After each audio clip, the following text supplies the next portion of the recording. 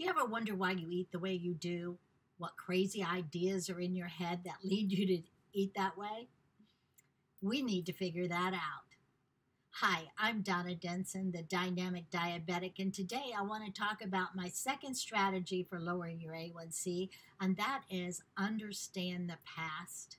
You have to understand the past to move into your future. So, again, what crazy ideas are in our subconscious that cause us to eat the way we do and hold us back from getting healthy? When we realize the connection that has to what we do now, we can unravel it and change it so that we can move forward with success. To help us figure it out, you need to know what your lifestyle is now.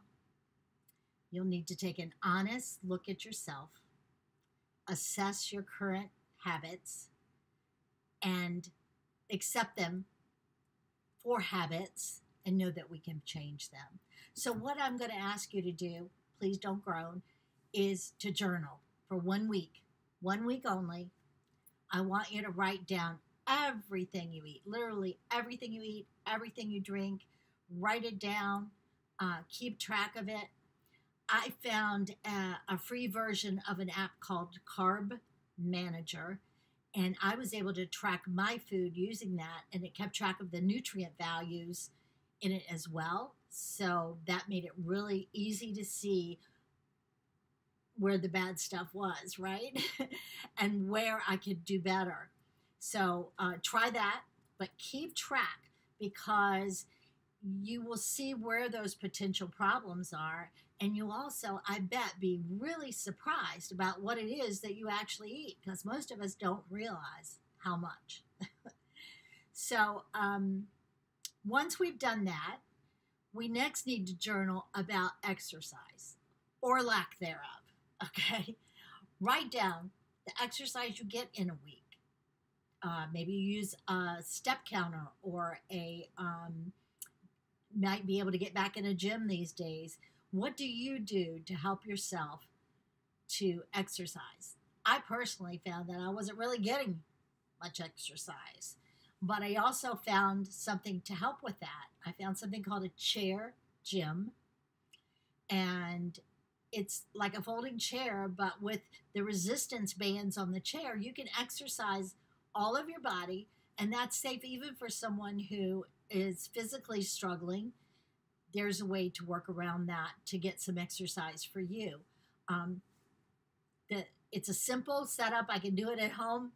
I can put it up, put it down in a minute, and it wasn't expensive at all. You can get it at Walmart, Amazon, wherever. It's called a chair gym. Highly recommend that if you're struggling with the exercise part. And the third part I want you to journal, and that's all, is stress, emotions, concerns that you go through during the week. Because what you may find is a pattern. You may realize there are certain people or certain situations that always set you off, that always cause you to struggle with stress. Some of them you cannot do anything about, but there are others that you can eliminate so that you don't have that additional stress all the time. So be honest and thoughtful about this, and you may find that there is a pattern that you can eliminate. Now I want you to think back for me when you were a child, okay? How you ate and how you learned to eat that way, okay? What beliefs were planted in your mind that you don't even think about now? They're just there, right? For instance, I grew up with a mom who believed you had to clean your plate. And I had to sit there no matter how late until I cleaned that plate, okay? I hated Brussels sprouts. Those were the worst, to have to sit there, and then they're cold and they're yucky and you had to get them down. But I did, because my mom insisted you had to clean your plate. So what did I learn as a child? I learned that I had to eat it all. That's what I learned. I had to eat it all. Then my mom would also, if I would get hurt or I'd have any kind of emotional problem, be upset about something, my mom would give me a cookie or ice cream or some food to make me feel better, right? That was her remedy, was to give me something that would make me feel better. So what did I learn? I learned that whenever I was in pain, whenever I was emotional, stressed, anything, that food would make me feel better. And all the wrong foods at that. So when I look back to those habits that were drilled into me, okay, I realized that as an adult, I still ate that way because I didn't even think about it. It was in my subconscious. I just did it, right?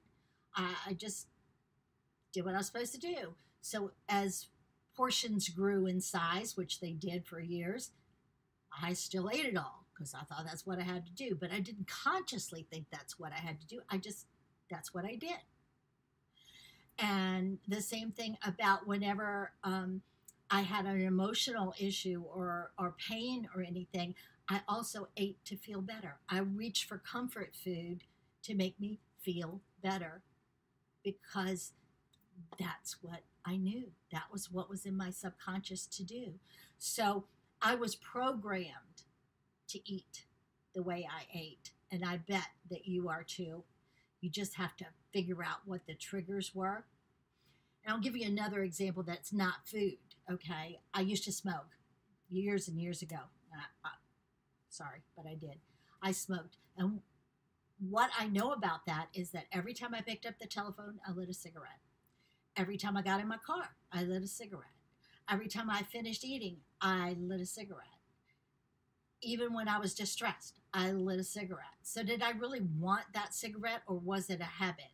Was it just a habit to smoke when I did those things? Were they triggers for me to smoke?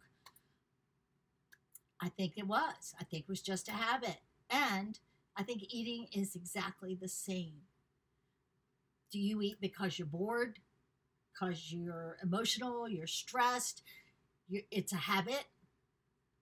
Do you just like food? Or are you hungry? Why do you eat? Those same triggers can cause you to eat when you don't really want anything to eat. It's just your way of dealing. So what crazy ideas are running around in that head of yours? Did you hear growing up that you need to eat that? Little kids in China don't have any food, right? Oh, I know I heard that a lot. Or one piece of cake isn't going to hurt you. Don't worry about it. Or I'll make up for today tomorrow. I can be bad today. I'll make up for it tomorrow. And then we were told carbs are bad, right? Fats are bad. Meat's bad. Eggs are bad. Soda's bad. Water's bad. I mean, we heard all these things that we were told that ended up not necessarily being true, right? Today we know that eggs aren't bad, that carbs are necessary but need to be controlled. We know that fats can be healthy. Depends on which fats, right? So maybe you think that the food pyramid that you were taught when you were a child, or that was created back in maybe 1968, maybe you think that's still the right way for you to eat to be healthy. Or you might believe everything your doctor says is gospel and that he knows everything there is to know and has all the answers. Well, I would suggest that you need to remember, as my husband always tells me, doctors are practicing medicine. And things change. So things are not gospel. Lots of ideas have been found that we thought were fact have been found to be false. So what we need now is real information, current information. We need to be able to kick aside that old misinformation if we want to move forward and get healthy. So starting tonight, please begin your journal. 1 week, just 1 week. I promise it will really surprise you and it should really help you. When you think on the way that you eat, why you eat the way you do, when you figure that out, then you can figure out how to change it. How you can make a better choice, a better habit, a better mindset, okay? The second strategy is so important. Please don't take it lightly. Give me 1 week of real effort, and I can all but guarantee you success in getting healthy. We have to understand the past. That's my strategy number 2, and that will lead us to being able to have the future that we want. I want to thank you for being here today. I want to thank you for listening. I hope that you will share this video with other people that you know that want to get healthy, diabetic or not. It's a good program to help you to focus on what you need to focus on so that you can make the steps that you need if you really want to get healthy. I'm Donna Denson, the Dynamic Diabetic. Thank you again for being here. Please subscribe to my channel so you don't miss the next strategies. I have a free Facebook group for diabetics. I support you there. Love to have you join. May God bless and keep you until we connect again. This is the Dynamic Diabetic. Bye-bye for now.